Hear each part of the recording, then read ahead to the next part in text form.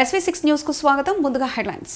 పేదవాళ్ల ఆకలి తీర్చడం కూటమి ప్రభుత్వానికే సాధ్యమంటున్న అచ్చెన్న టెక్కలి అన్నా క్యాంటీన్ మళ్లీ ప్రారంభించారు. ఈ కార్యక్రమంలో రాష్ట్ర వ్యవసాయ శాఖ మంత్రివర్యులు కింజారపు అచ్చెన్నాయుడు మాట్లాడుతూ ఈ రోజు పేదవాళ్లు ఆకలి తీర్చడం కూటమి ప్రభుత్వానికే సాధ్యం. అవసరమైతే ఉదయం టిఫిన్, రాత్రికి భోజన సౌకర్యం కూడా కల్పిస్తామన్నారు.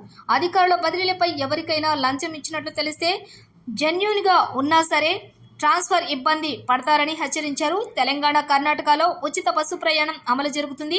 దీనిలో చిన్న లోపాలు బయటపడుతున్నాయి. దీనికన్నా మెరుగ్గా ఏ రకంగా చేయగలమని ఒక అధికార బృందాన్ని స్టడీ చేయమని అప్పగించాం. వాళ్ళు ఎంత తొందరగా రిపోర్ట్ ఇస్తే ముఖ్యమంత్రి నాయకత్వంలో కేబినెట్లో మాట్లాడి వీలైనంత తొందరగా ఇచ్చిన హామీని పూర్తి చేస్తామని చెప్పారు. ఇచ్చిన హామీలు ప్రతి ఒక్కటి కూడా పూర్తి చేస్తామని భరోసా ఇచ్చారు. 20,000 పెట్టుబడి సాయం ఇస్తామన్నాము.